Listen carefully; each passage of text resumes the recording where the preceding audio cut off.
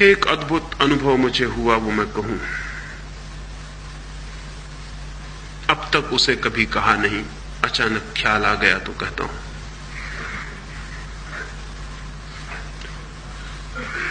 कोई 12 साल पहले, 13 साल पहले, बहुत रातों तक एक वृक्ष के ऊपर बैठकर ध्यान करता था। ऐसा बार बार अनुभव हुआ कि जमीन पर बैठकर ध्यान करने पर शरीर बहुत प्रबल होता है। शरीर बनता है पृथ्वी से, और पृथ्वी पर बैठकर ध्यान करने से शरीर की शक्ति बहुत प्रबल होती है। वो जो हाइट्स पर, पहाड़ों पर और हिमालय पर जाने वाले योगी की चर्चा है, वो अकारण नहीं है, बहुत वैज्ञानिक है। जितनी पृथ्वी से दूरी बढ़ती है शरीर की, उतने ही शरीर तत्व का प्रभाव भीतर कम होता चला जाता है। तो एक बड़े वृक्ष पर ऊपर बैठकर मैं ध्यान करता था रोज रात। एक दिन ध्यान में कब कितना लीन हो गया मुझे पता नहीं, और कब शरीर वृक्ष से गिर गया वो मुझे पता नहीं। जब नीचे गिर पड़ा शरीर, तब मैंने चौंक कर देखा कि ये क्या हो गया। मैं तो वृक्ष पर ही था और शरीर नीचे गिर गया।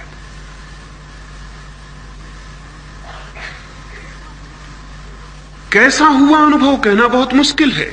मैं तो वृक्ष पर ही बैठा था और शरीर नीचे गिरा था, और मुझे दिखाई पड़ रहा था कि वो नीचे गिर गया। सिर्फ एक रजत रज्जू, एक सिल्वर कार्ड नाभि से और मुझ तक जुड़ी हुई थी, एक अत्यंत चमकदार शुभ्र रेखा।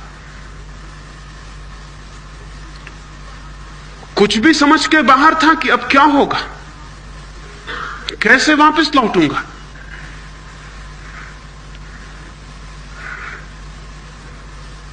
कितनी देर यह अवस्था रही वो भी पता नहीं, लेकिन अपूर्व अनुभव हुआ। शरीर के बाहर से पहली दफा देखा शरीर को, और शरीर उसी दिन से समाप्त हो गया। मौत उसी दिन से खत्म हो गई, क्योंकि एक और देह दिखाई पड़ी जो शरीर से भिन्न है। एक और सूक्ष्म शरीर का अनुभव हुआ। कितनी देर यह रहा कहना मुश्किल है। सुबह होते होते एक दो औरतें वहां से निकली, दूध लेकर किसी गांव से, और उन्होंने आके पड़ा हुआ शरीर देखा। वो मैं देख रहा हूं ऊपर से कि वो करीब आके बैठ गई हैं। कोई मर गया, और उन्होंने सिर पर हाथ रखा, और एक क्षण में जिसे तीव्र आकर्षण से मैं वापस अपने शरीर में आ गया और आंख खुल गई। तब एक दूसरा अनुभव भी हुआ। वो दूसरा अनुभव यह हुआ कि स्त्री पुरुष के शरीर में एक कीमिया और केमिकल चेंज पैदा कर सकती है, और पुरुष स्त्री के शरीर में एक केमिकल चेंज पैदा कर सकता है। यह भी ख्याल हुआ कि उस स्त्री का छूना और मेरा वापस लौट आना, ये कैसे हो गया। फिर तो बहुत अनुभव हुए इस बात के, और तब मुझे समझ में आया कि हिंदुस्तान में जिन तांत्रिकों ने समाधि पर और मृत्यु पर सर्वाधिक प्रयोग किए थे, उन्होंने क्यों स्त्रियों को भी अपने साथ बांध लिया था। क्योंकि गहरी समाधि के प्रयोग में अगर शरीर के बाहर तेजस शरीर चला गया है, सूक्ष्म शरीर चला गया है, तो बिना स्त्री के सहायता के पुरुष के तेजस शरीर को वापस नहीं लौटाया जा सकता। या स्त्री का तेजस शरीर अगर बाहर चला गया तो बिना पुरुष की सहायता के उसे वापस नहीं लौटाया जा सकता। स्त्री और पुरुष के शरीर के मिलते ही एक विद्युत वृत्त, एक इलेक्ट्रिक सर्किल पूरा हो जाता है, और वो जो बाहर निकल गई है चेतना तीव्रता से भीतर वापस लौट आती है।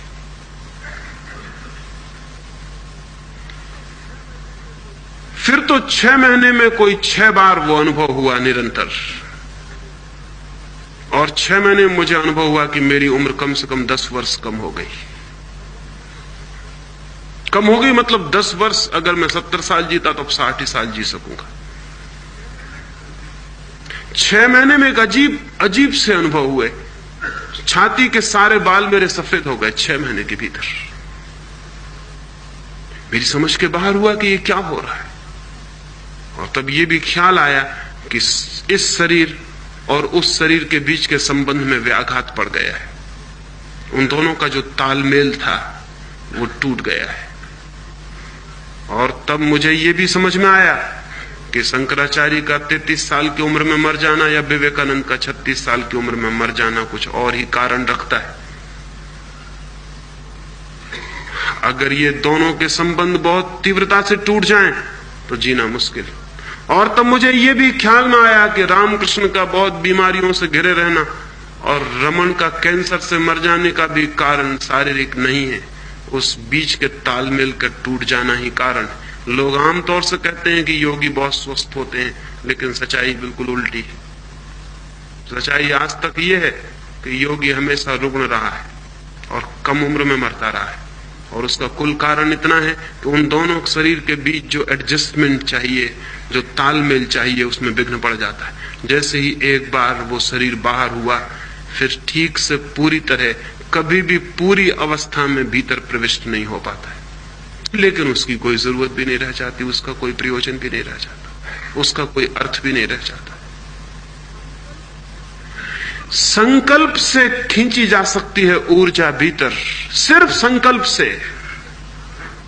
सिर्फ ये धारणा, सिर्फ ये भावना कि मैं अंदर वापस लौट आऊं, वापस लौट आऊं, वापस लौट आऊं, इसकी तीव्र पुकार, इसका तीव्र आंदोलन, पूरे प्राण इससे भर जाएं कि मैं भीतर वापस लौट आऊं, मैं केंद्र पर वापस लौट आऊं, मैं वापस लौट आऊं, मैं वापस लौट आऊं। इसकी इतनी तीव्र पुकार कि ये सारे कण कण में शरीर के गूंज जाए, श्वास श्वास को पकड़ ले। और किसी भी दिन ये घटना घट जाती कि एक झटके के साथ आप भीतर पहुंच जाते और पहली दफा फ्रॉम विद इन शरीर को देखते। ये जो हजारों नाड़ियों की बात की है योग ने, वो फिजियोलॉजी को जानकर नहीं की है, शरीर शास्त्र से उसका कोई संबंध नहीं। वे नाड़ियां जानी गई हैं भीतर से। और इसलिए आज जब फिजियोलॉजी उनका विचार करती तो पाती ये नाड़ी कहां है, ये जो 7 चक्र बताए हैं ये कहां है? वे कहीं भी नहीं है शरीर में। शरीर में वे कहीं भी नहीं है, क्योंकि शरीर को हम बाहर से जांच रहे हैं, वे कहीं नहीं मिलेंगे। एक और जांच है शरीर को भीतर से जानना, इनर फिजियोलॉजी। वो बहुत सटल फिजियोलॉजी है, वो बहुत सूक्ष्म शरीर शास्त्र है। वहां से जानने पर जो नाड़ियां जानी गई और जो केंद्र जाने गए वो बिल्कुल अलग है। इस शरीर में खोजने से वो कहीं भी नहीं मिलेंगे। वे केंद्र इस शरीर और उस भीतर की आत्मा के कांटेक्ट फील्ड से, जहां ये दोनों मिलते। सबसे बड़ा कांटेक्ट फील्ड, सबसे बड़ा संपर्क का स्थल नाभि है। इसलिए आपको ख्याल होगा कि अगर आप कार चला रहे हैं और एकदम से एक्सीडेंट होने लगे तो सबसे पहले नाभि प्रभावित हो जाएगी, एकदम नाभि अस्त व्यस्त हो जाएगी, क्योंकि वहां सबसे ज्यादा गहरा उस आत्मा और इस शरीर के बीच संबंध का क्षेत्र है। वो सबसे पहले अस्त व्यस्त हो जाएगा मौत को देखकर। जैसे ही मौत सामने दिखाई पड़ेगी नाड़ी अस्त व्यस्त हो जाएगी।